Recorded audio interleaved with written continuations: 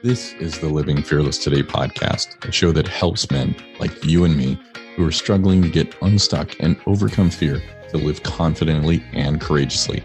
I'm your host and transformation coach, Mike Forster, helping you create the change you want now. Join me as I interview men who've conquered their challenges and soared to success as they spill their secrets on how they live fearless today.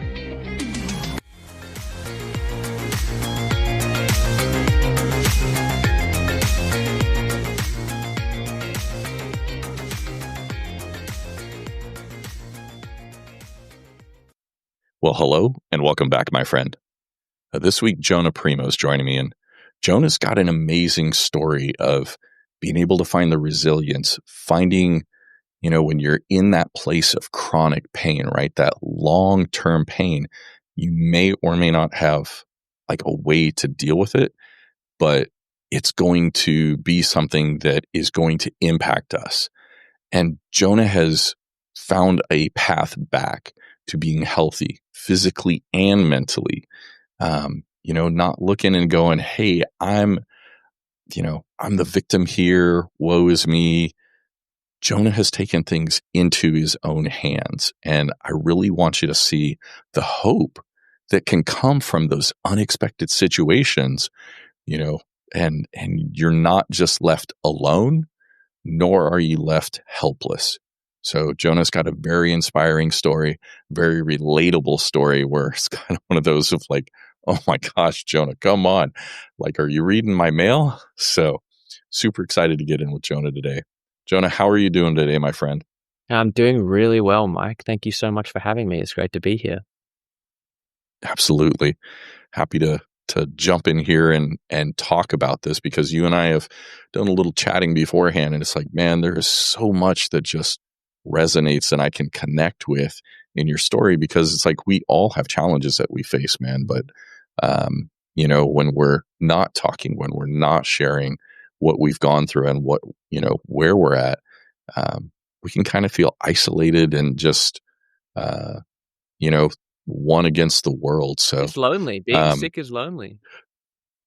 Oh, totally, dude. Especially when it's like you're in your head all day and you're facing those thoughts, man. And sometimes they are super challenging and just, worst case scenario, I would say,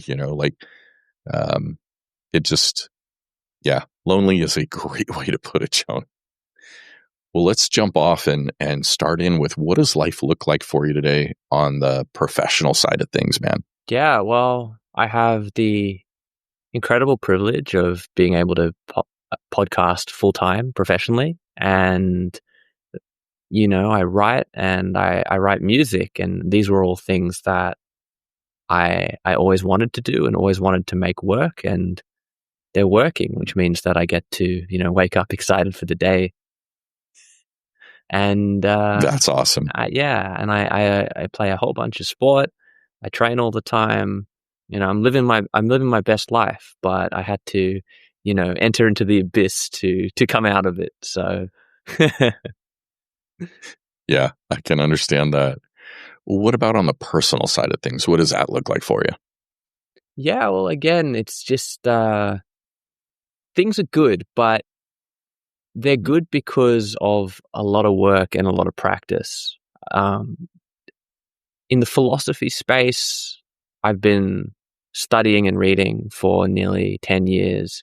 In the mindfulness space, about 6 or 7. And there's been a lot of meditation. There's been a lot of interviews. I've talked to a lot of great neuroscientists and, gurus, monks, Sam Harris, Jitindriya, like some fantastic people I've had the privilege of interviewing. And it's every time I do, I learn something. I learn something about the human condition, and I learn something about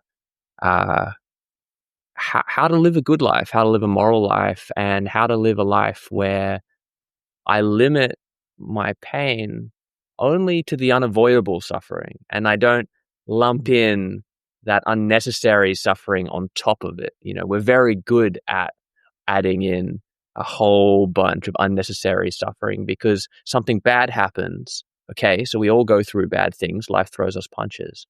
but then we ruminate, we're anxious, we're fearful, we think about the past, we think about what's going to happen in the future, and there's a whole extra pile of suffering that we don't need. And so I guess things personally are good because more and more I'm able to limit things at just the unavoidable suffering.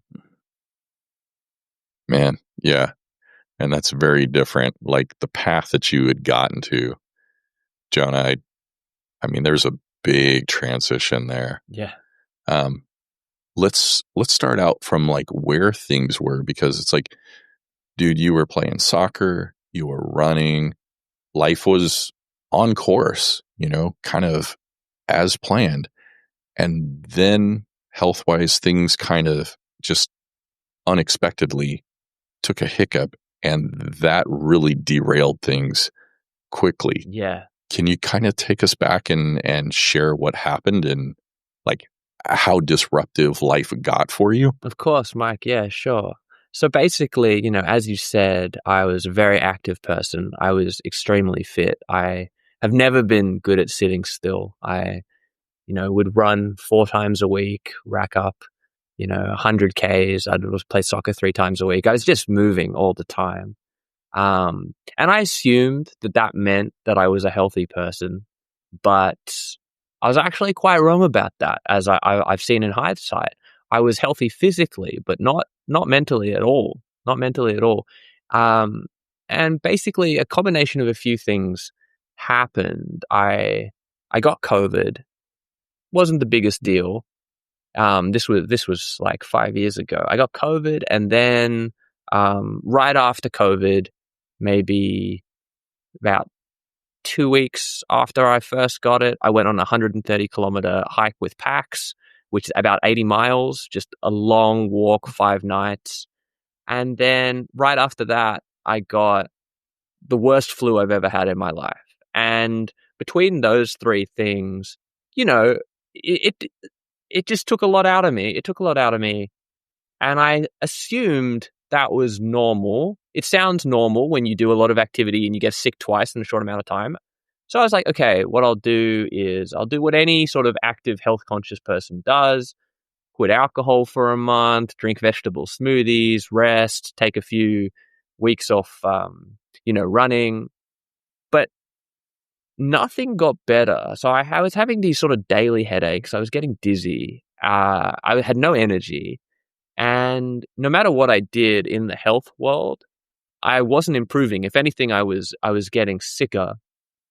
And, it got to the point where I was just like, I kept trying to start my life up again without dealing with my sickness. So I'd go, okay, guys, I'm fine. I'll come on in game day. But then like 15 minutes in, I'd have to substitute myself. And, I kept trying to run, and I'd just be wheezing and coughing and trying to push through it and being like, no, you can do this. You can do this. But I couldn't. So I went to some GPs, doctors, and they couldn't figure out what was up. They sent me to some neurologists, some cardiologists. I did blood tests, scans, MRIs. Didn't have a brain tumor. Didn't have a problem with my heart. But I had, very low white blood cell count. And this was around the time where doctors and stuff were starting to talk about long COVID or COVID long hauling, but they didn't really know what that meant. So they said, look, we don't know what's wrong with you. We don't know how to treat you. And we don't know how long you're going to be sick for. We think you have long COVID, but we don't really know what that means. So I got diagnosed with essentially a disease that nobody understood. And I'd say that was the worst thing that could ever happen, because I was essentially left thinking I had a vague but serious disease that could encompass any symptom and had no clear or tested route to recovery. So my unconscious mind had this blank canvas to paint whatever dark picture of suffering it wanted to. I started seeing everything as evidence that I was getting sicker. because my mind was playing tricks on me. And I was sick. Like I was having migraines every single day. I was dizzy, but I had no idea what to look for. I had nothing to hope because no one could give me any hope. And so I looked for everything. Everything was evidence that things were getting worse. I had nothing to cling on to. So in order to try and recover, my doctors were saying rest, more drugs, benzos, strong stuff, migraine stuff. And what happens when you get into these dark sort of cycles of thinking you're sick, believing you're sick, and believing you're getting sicker is that your world contracts. It gets smaller and smaller and smaller. So, gave up alcohol, fine. Gave up caffeine. Then I gave up sport. Then I stopped going to parties. Then I stopped working. And this was all in an attempt to recover. But eventually, you just become someone who barely exists. You're a ghost. You're just a ghost in your room. And I mean, I'm contracting this story, but this is obviously over the course of a year. This is a long, steady decline. And I'd say my rock bottom was when I got up one day feeling inspired. And I was like, you know what?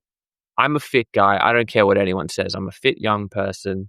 I'm going to at least walk around the block to prove that I can do something of value. And my house has this big slope. So I walked down the hill and I turned around and I looked back up and it looked like Mount Everest. This was a tiny hill. Now, like, I realized in that point, I'm running like sub 40 10Ks and I can't go up a hill. Like, what's going on? This is how far I've fallen.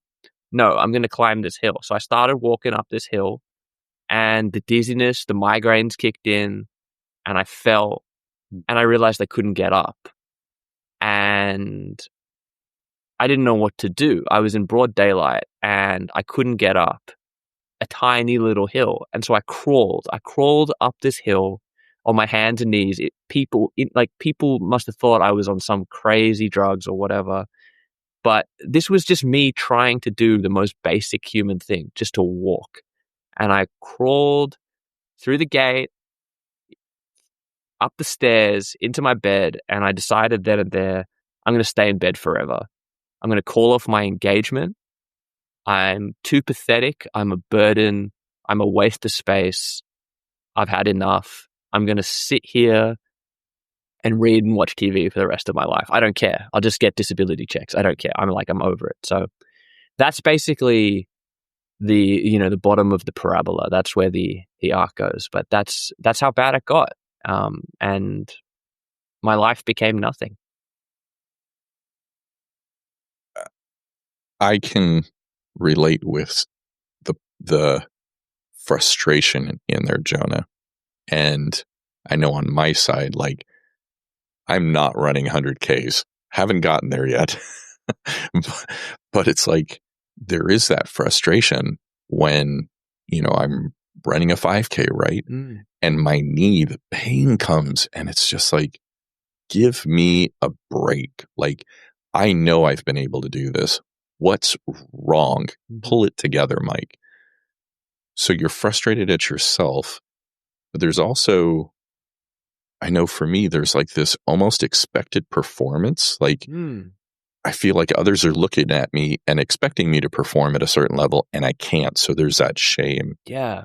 What kind of emotions were going through that? Because I mean, you're retracting, Jonah. Like, you're pulling away from not just society, but you're looking at saying, I'm done with my engagement. What kind of emotions were like taking hold of you at that time? I think you've put it really well, Mike. I mean, shame is a big one. It's, if you care about sport and you can't perform for your team, you feel shame. And then as things get worse, when you're not able to drive yourself to an appointment, like when we moved houses and I wasn't able to help carry the couch, I wasn't able to do anything. I just was like looking at my fiance who just spent days doing all the housework, doing on top of her job, like doing everything. And I'm just like sitting there watching TV while the world happens around me, and people are caring for me. I was lucky that I had a good network, but it doesn't matter. I didn't want the network. I just wanted to be left to kind of rot away. Like it is, the shame is so strong, and you have this sense that you're pathetic. You're pathetic, and there's I think you summed it up well. Well, and so in going from there, Jonah, like that can feel like your identity. Like when you lose a job, right? You're kind of at that crossroad of now, who am I? Mm-hmm. When that chronic pain comes along, how do you determine who you are? I mean, did it almost become one of those of this is just who I am and I'm, as you said, like I'm pathetic, or was there something beyond that? It's a great question, because it was when I started associating myself in this with people in the chronic pain world that I realized I needed to fight back. I remember I went on some Discord forum, and it was for people with chronic pain. And like, there's nothing wrong with people who find support networks. That's great. But I went on to this, and everyone was just talking about their pain all the time, and I realized that it had become their entire personalities, and it was just about like, finding a way to drink this random herbal tea that maybe you feel a bit of relief or whatever. It like their whole lives became this, and they were just sitting on the internet, smoking weed and chatting about obscure health remedies, and I realized, like, I don't think that I want to be one of these people just yet. I'm not ready. I'm not ready to say my life is chronic pain, and I'm not ready to completely give up. Even though there were days where I gave up, there was something in me that just said, no, you're 27. There's more to life than this. There has to be. You need to find a way. It's too early to call it. So, yeah. And was that because I'm sitting here thinking, Jonah, that's a long time to kind of be like looking at, hey, I'm going to be bedridden. How do you stand up and fight when it's like you've been fighting and you feel like you've been knocked down? Mm-hmm. And it's like, I'm not going to be identified by this challenge that I'm facing. I'm not going to just sit here and relinquish my life, but instead I'm going to fight and I'm going to figure this out. Like, how did you find the strength to start that fight and not, like you were talking about, holding on to the identity like other people you saw online doing? Yeah. So the first step was I'm going to change my medical team. I'm going to change all of them. I'm going to get a new neurologist. I'm going to get a new cardiologist, and just see if there are different opinions out there. And I did get a new neurologist. She was really a dizziness specialist, and I'd seen all this cool stuff about her online. She seemed to have a slightly different vibe. And I went and chatted to her, and I was like, look, this is the situation. And I told her my story about crawling up this hill. And I was like, it's the worst thing that ever happened to me. To be publicly humiliated like that, to crawl up a hill in broad daylight, it's the worst thing that ever happened to me. And she said then and there, looking me in the eyes, she said, okay, you're going to try again tomorrow. I said, what are you, insane? Are you completely insane? I just told you this was the worst thing that ever happened to me. And she said, did it kill you? And I said, well, I guess I didn't literally die. It killed me emotionally. And she said, so? It didn't kill you, so try again. And if you fall over, you fall over. And if you have to crawl again, you have to crawl again. And if you have a terrible migraine because of it, you have a terrible migraine. If it's the worst day of your life, it's the worst day of your life. You've survived the worst day of your life before. You'll survive it again. So go out there. And she said, I don't want you to live in fear of pain. I want you to accept the pain and live the way you want to. She said, I'm cutting you off on all the benzos, the anti-anxieties, the migraine medication. She said, I'm cutting you off. You're too young. You're already addicted. Enough's enough. And we need to draw back. You need to start being a strong young person again. And you have pain. You have chronic pain. You have migraines every day. It's crippling. I know it's crippling. But go out there and have a party. Go out there and drink a beer. Have a coffee. Like, try and live your life a little bit. And if you need to lie down in the middle of a party, lie down in the middle of a party. Just stop avoiding everything and start living with the suffering. And so that was a huge turning point for me, because I was like, okay, I'm going to go to this dinner party. I'm going to go to this wedding, and I'll just take an hour or two out when the pain gets too bad, as opposed to not going at all. Wow. That is a full 180-degree different perspective on things. So the next day comes, she has told you, go out and do exactly what happened on your worst day. How did it go coming back up the hill? What didn't go well? I mean, I couldn't do it. And I was back on my hands and knees. But the difference was I had made some small degree of progress. And I knew that. I knew that I was going to just keep trying until I could get up it. And I was going to try and walk around my garden. And then every time I tried it, it triggered a migraine. I ended up in bed for 4 hours, but I'd got a couple of steps further, and I walked a couple more times around my garden. Like, I slowly was aggregating these achievements. They had become, because this is now, like, again, like, I've been doing nothing for 6 months. So walking around the garden is suddenly exciting, and walking around twice is incredibly exciting. And I was like, okay, so there's progress. And I'd go to a party and I'd have to go lie down after a couple of hours. But hey, I was at a party for a couple of hours. The old me never turned up in the first place. Every time I did this, I made some degree of progress. And, there's a couple of other things that I hope we talk about, but you scale up incremental progress over a year and a half, all of a sudden you're a normal person again. That's the one thing. It's like, I don't want to be normal. We fight so hard not to be normal, and now we're wanting to be normal. I know. When that becomes the goal, you've been in a dark place. Before you went to see her, it sounds like, the beginning of the journey, it was almost like this decline as far as physical ability. And then you're starting kind of from like bottom, Jonah, where it's like, I haven't done anything.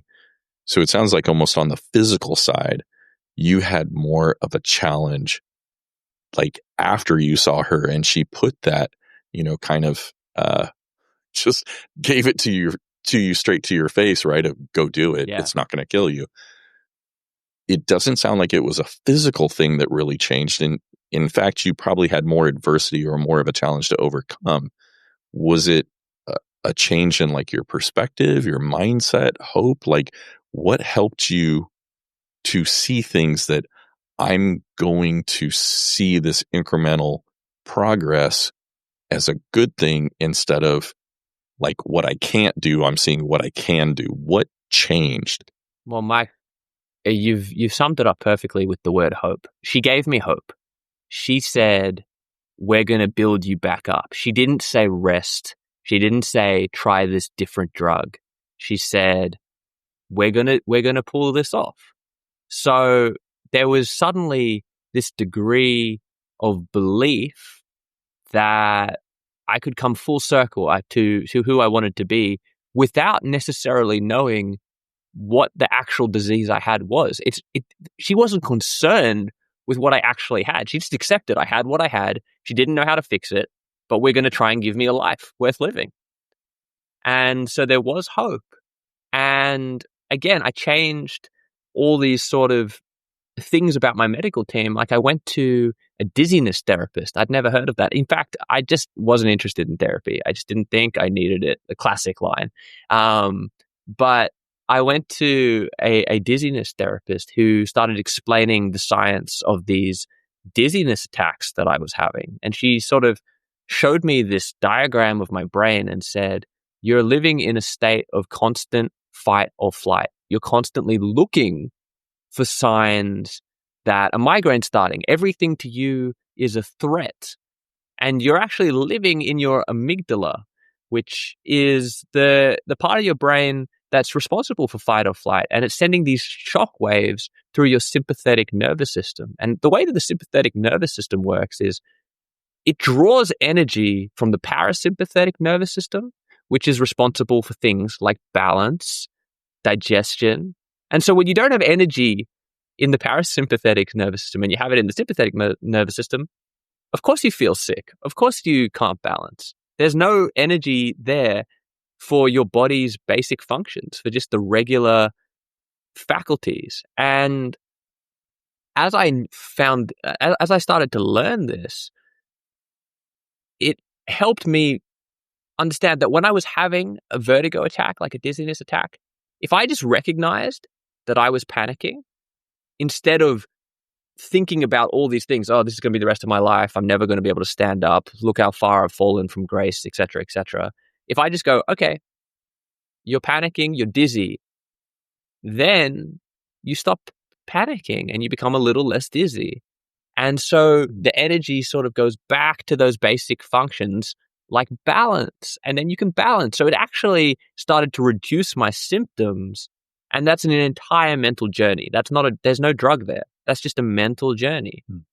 So between that and the fact that I'm realizing I can have some kind of semblance of a life through my neurologist, I'm starting to have, again, these improvements each day. And I'll talk about one more thing, which was really important to me, the thing that maybe triggered searching for a new team and looking for this new way of life. And that was gratitude and philosophy. I studied a lot of philosophy in this time, and I realized that, despite where I was and despite the fact that I felt like my life wasn't worth living, in a relative sense, I still had an incredibly privileged and great life. I mean, there's people with chronic pain in the middle of war zones. What the hell do they do? I am in a rich country with, almost all my healthcare was free. I have this network of people who care about me, who want me to feel better. So I have friends, I have family, I have access to specialists, I have all this stuff to be thankful for. And hey, even when I can't walk around the garden, I could sit in the garden and look at a beautiful blue Australian sky, listen to the birds chirping. There is so much to be thankful for. There is so much life to be lived, even if it's not the life I planned for myself. It could be a hell of a lot worse. And when I stopped having this endless pity party and started being really grateful, all of a sudden, again, the symptoms come down a little bit. They just do. It's like magic. I find it really interesting. It's not like you're negating or saying this health challenge isn't here. You're doing it in spite of it, and you're looking for the things that you can do to celebrate. I know gratitude is there, but I guess in my mind, I'm like looking at it, hey, this week I took 3 more steps than I would have before. Dude, when you couldn't take those 3 steps before, that is a reason to celebrate. Mm-hmm. What are you doing that is helping you from like the gratitude and the philosophical side? I know you've also, mindfulness was a big thing for you. What are you doing that's kind of suppressing or turning away from the fight or flight and being, like, oh my God, there's a tiger, to, hey, I'm at peace. I'm calm. I'm not worrying about the fact of I'm going to have a migraine. I'm going to feel all these things. Like, what are you doing to set yourself up for success in the knowing that, yes, this is going to be a challenge, you're still betting on yourself, Jonah. Well, it's funny you say mindfulness, because mindfulness is the top of the umbrella. Mindfulness is what allows you to fight back against your thoughts. So if I'm having a pity party, I can't access the gratitude unless I'm mindful that I'm feeling sorry for myself. So mindfulness is how you go, I'm having this thought that I'm a failure. I'm having this thought that I'm pathetic. I'm having this thought that I'll never be able to live a proper life. Any thought that I have, the faster you can recognize that you're having a negative thought, the faster you can use something from your toolkit to combat that thought. And now the power of that is from philosophical to attitude to physical. So if you're having a panic attack, that's a physical experience. But mindfulness allows you to notice you're having a panic attack and say, I'm having a panic attack, instead of what you do when you're having a panic attack, which is thinking, I'm dying. I'm going to die right now. And it doesn't matter what anyone else says. I mean, people who've had panic attacks, I'm sure there's lots listening. You can have a panic attack. When you've had one, when you have your first one, it really does feel like a problem. When you have your 200th one in front of your wife, she just says, you're having a panic attack. And you go, no, I'm dying. This time's real. Call an ambulance. This time it's real. But you need to be able to get to a point where you can be your own wife in that sense and just say, you're having a panic attack. Take a step back. It's going to pass. If you're in a situation where you go, I'll never be able to live a good life. If you're mindful, you can go, oh, that's a negative thought. That's something passing through me. I'll just wait till it goes. It's not helping me. I'm thinking about the future. I could be enjoying the clouds passing over me. I could be enjoying my kids, wanting to play with me. I could be enjoying all these things that are happening right now, all these beautiful, wonderful things that are happening right now. You need to be able to recognize that you're thinking about the past or the future, or you're being negative, or you're angry or anxious. If you can't recognize that, then you have no hope. Then you are the thought. So, yeah, it's a powerful thing. But unfortunately, it takes a little bit of work to get good at. And as I said, I've been meditating for a long time. So I had a predisposition to being able to tap into this. I lost a lot of that meditation. Like, in fact, the time I've meditated the least was when I was in this dark place. But I was meditating before that. When I got back into it, I had some of this muscle memory already. And meditating helps you get better and faster at recognizing that you're having a thought. We spend most of our life in a thought as opposed to experiencing the present. We're just walking around. We're going in the shops. You can go to the shops. You can see nothing. You can just be in your head the entire time. And you come back. You can drive. I've driven to another city and just realized I'm in another city. And I'm like, I don't remember any of the experience of driving here. I was just thinking about work the whole time. Yeah, you're just grateful. That's one of those gratitude practices of, thank you that I stayed on the road. I didn't hit anybody. Yeah. It's like I zombie drove to where I'm at. Exactly. But if you meditate a little bit, and you don't have to meditate for a long time, but if you just start to practice recognizing your own conscious experience, you'll be able to turn off this endless tap of negativity. And I want to kind of plug into that meditation aspect here in just a moment. I want to ask one question first.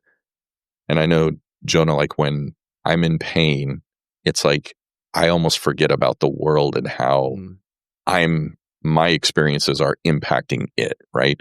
My wife, my children, coworkers, friends, everybody around me is being impacted by what I'm going through. Yeah.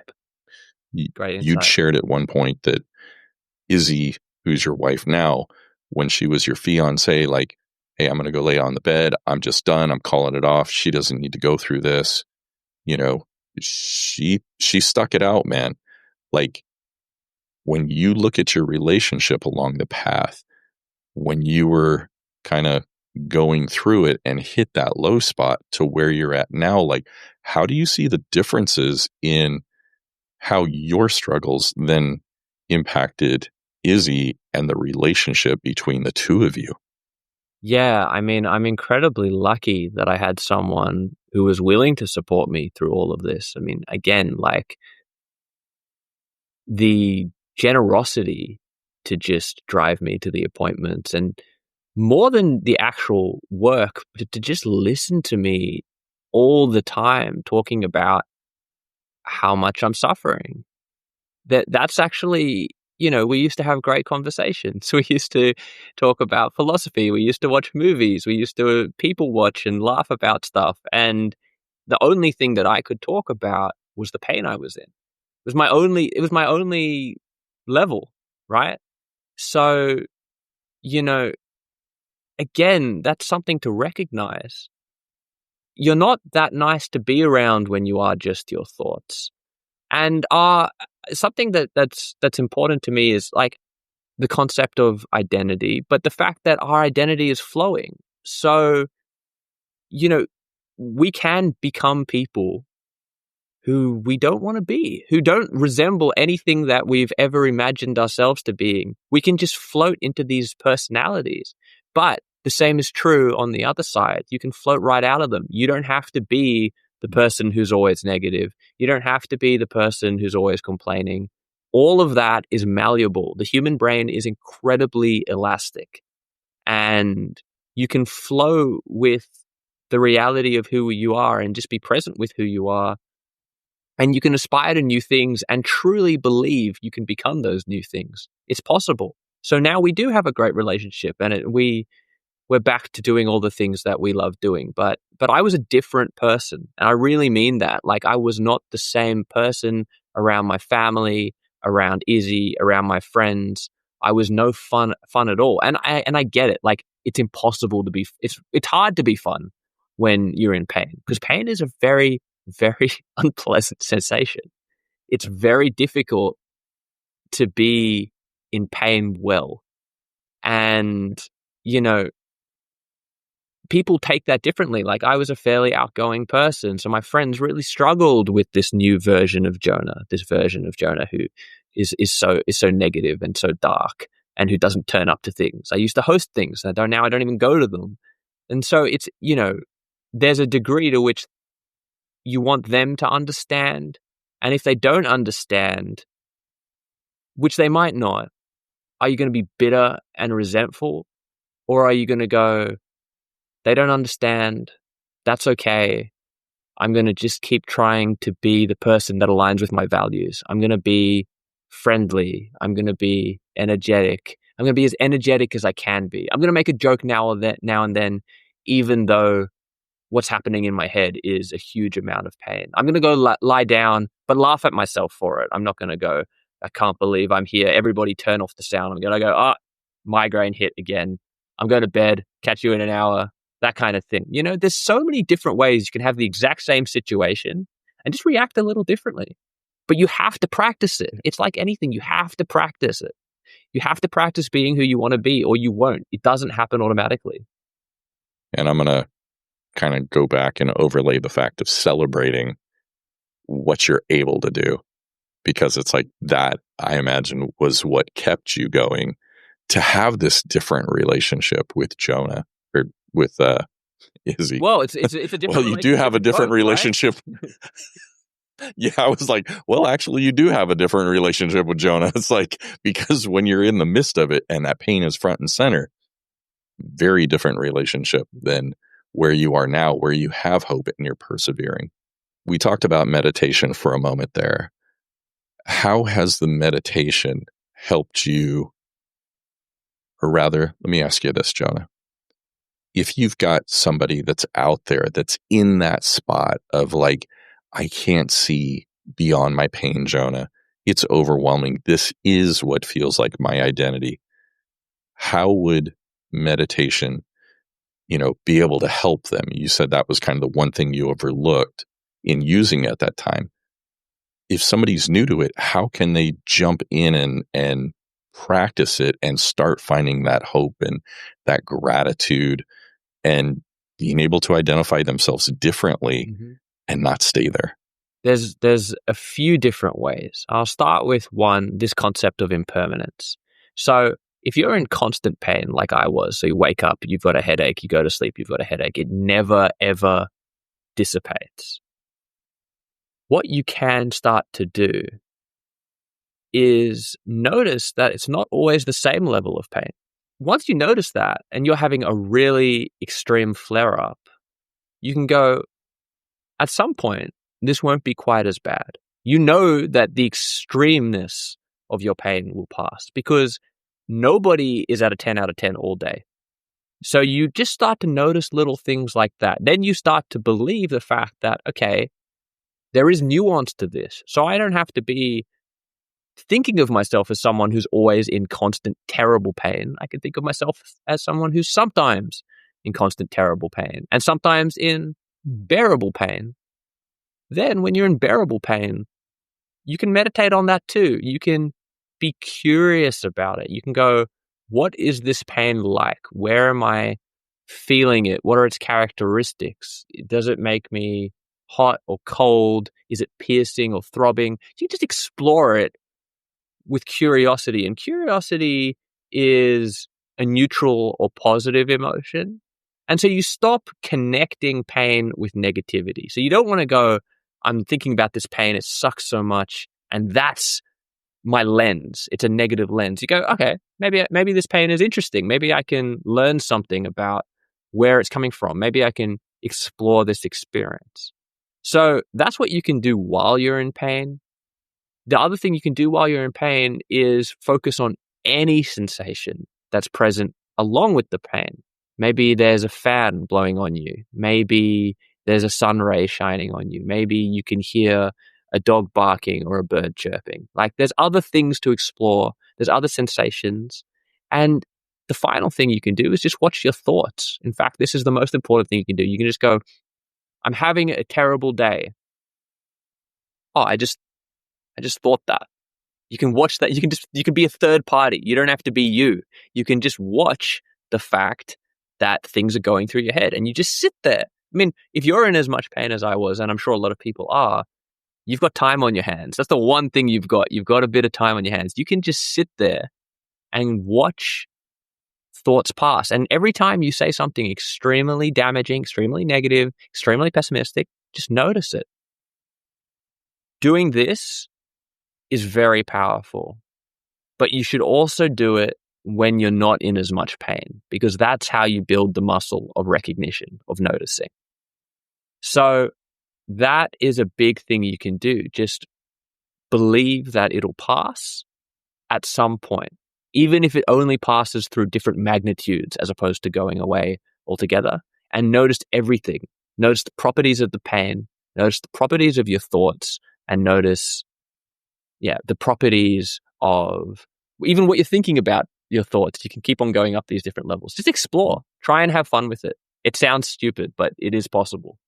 Yeah, I think it's a matter of believing in the possibility, that hope that there is something different than what we feel we're relegated to and is going to be, stand forever in time, right? You identify as less than because of what you're experiencing, and that becomes like almost like the poster child of your life, right? The limiting factor.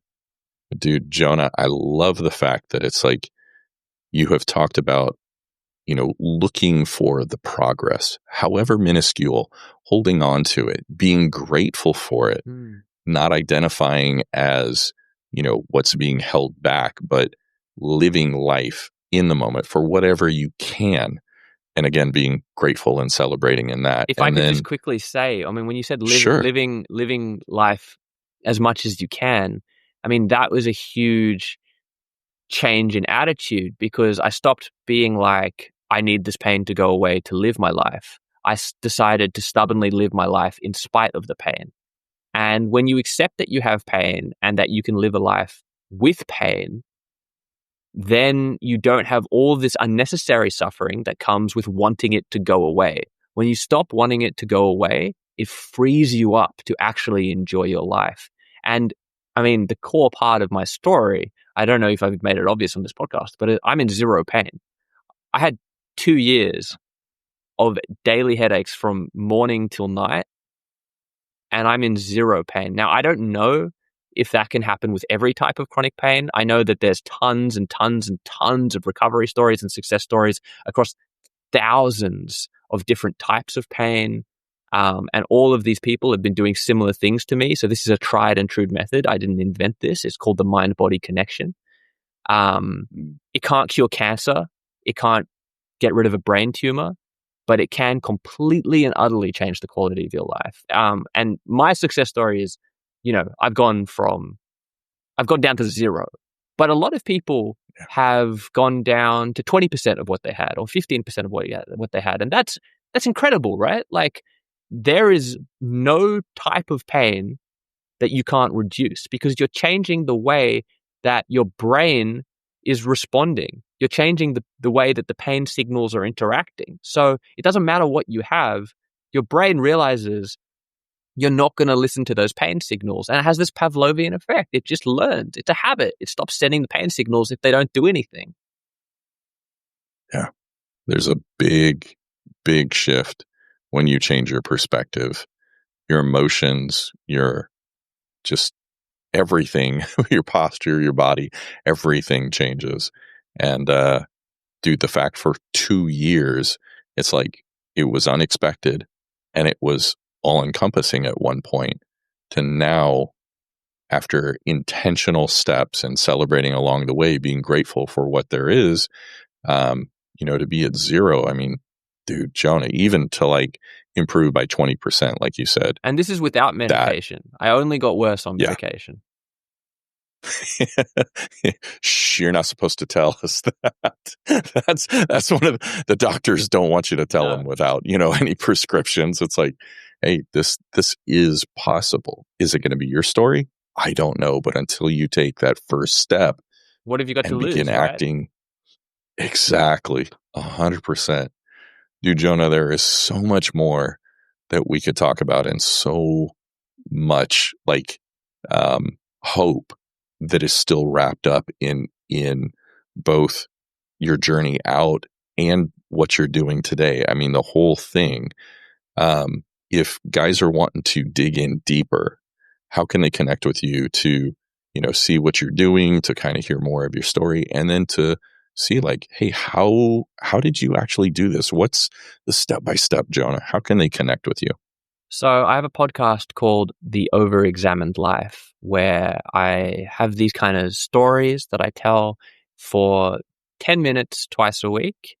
And every single story has a philosophy from a great thinker built into it. And the idea is it's an everyday situation. Maybe it's a fight with your spouse. Maybe someone hits, rear ends your car. They're everyday situations with philosophies of resilience, positivity, and joy as tools to combat the negativity that comes with it. And again, we talk about everything. We talk about financial distress, whatever anyone's going through. There's some great thinker out there who has gone through the same thing and found a way to enjoy their life anyway. And we also do interviews with, really some of the most incredible people, like neuroscientists, PhD philosophers, Buddhist monks who have lived on mountains for 30 years, like some very, very cool people who are just thinking about the human condition and how to navigate it. That's awesome. Jonah, thank you so much for sharing your story and giving us hope that, when those challenges are in front of us and it's all we see, that's not all there is. So thank you for giving us the hope to continue pushing on despite what we've experienced and knowing that there is more available to us. So thank you very much, my friend. And thank you, Mike. I mean, I really appreciate what you're doing. You're helping a lot of people, and it's a great reason to do something like this. Your project is a very good one. I appreciate it. Thank you, my friend. Thanks so much, my friend, for joining me on another episode. If you found the information within the show helpful, please leave a review on the platform you're listening to. It helps raise the show's visibility so other men can join us in breaking free. See you on the next episode, and remember to continue putting yourself out there. Have a great one.